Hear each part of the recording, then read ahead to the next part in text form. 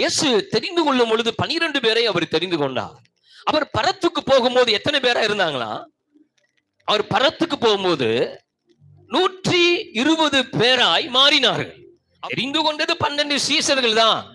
ஆனால் அவருடைய சுவிசேஷத்தினுடைய விளைவு சோத்திரம் சரியான சீசர்களாய், நம்பத்தகுந்த சீசர்களாய், அவர் சொன்ன பிரகாரம் அப்படியே செவி கொடுக்கிற சீசர்களாய் எத்தனை பேர் இருந்தாங்க? 120 பேர் இருந்தாங்க. அந்த மேல் வீட்டறையில ஏசப்பா சொல்லி போன அந்த வாக்குத்தத்தம் தங்க மூலியமாய் இந்த முழு உலகத்துக்கு வரும்படி பரம்பும்படி ஆவியானவரை உலகத்துக்கு அடையாளம் காட்டக்கூடிய ஒரு முக்கிய பாத்திரங்களாக அந்த 120 பேர் எங்க இருந்தாங்களா? எருசலேம்ல மேல் வீட்டறையில காத்திருந்தாங்க. இந்த அப்போஸ்தலருடைய நடபடிகள் துவங்கும் போதே அது ஜெபத்துல தான் துவங்குது. கையை தட்டுங்க பார்க்கலாம். நல்லா வார்த்தையை நல்லா ரிசீவ் பண்ணுங்க. அப்போஸ்தலருடைய நடபடிகள் எதுல தொடங்குது? ஜெபத்துல தான் தொடங்குது.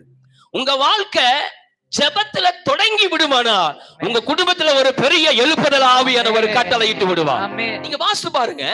அப்போஸ்தலருடைய அடையாளம், அப்போஸ்தலருடைய ஆதாரம், அப்போஸ்தலர்களுடைய அடித்தளம் எதுவாயிருந்தது? கையை தட்டுங்க. ஜெபமாயிருந்தது. என் ஆதாரம், என் அடித்தளம், என் அடையாளம் ஜெபமாய் மாறணும். இங்க இருக்கிற எல்லாரும் அப்படி மாறணும். 120 பேரு ஏசப்பா சொன்னதை நம்பி அப்படியே சபி கொடுத்தாங்க. ஒரு கீழ்ப்படிதலின் ஆவி எத்தனை பேருக்குள்ள இருந்தது? நிச்சயம் நான் சொல்றேன், 120 பேரு அவங்க லைஃப் ஸ்டார்டிங் ஜெபத்துல ஸ்டார்ட் ஆயிடுச்சு. ஏங்க 120 பேர் ஜெபத்துல வாழ்க்கையை தொடங்கினதுனால எருசலேம் முழுவதும் போதகத்தினால் நிரம்பினது. ஆவியானுடைய பலத்த காற்று அவர்கள் மூலியமா எருசலேம் எங்கும் வீசினது. கையை தட்டுங்க பார்க்கலாம். நீ காலையில நான் வரும்போது ஜெபம் பண்ணினேன், ஆண்டவரே நான், என் மனைவி, என் பிள்ளைகள் எல்லாரும் எங்க வாழ்க்கையினுடைய அடித்தளம், ஆரம்பம், அடையாளம் ஆண்டவரே ஜெபமா மாறணும்.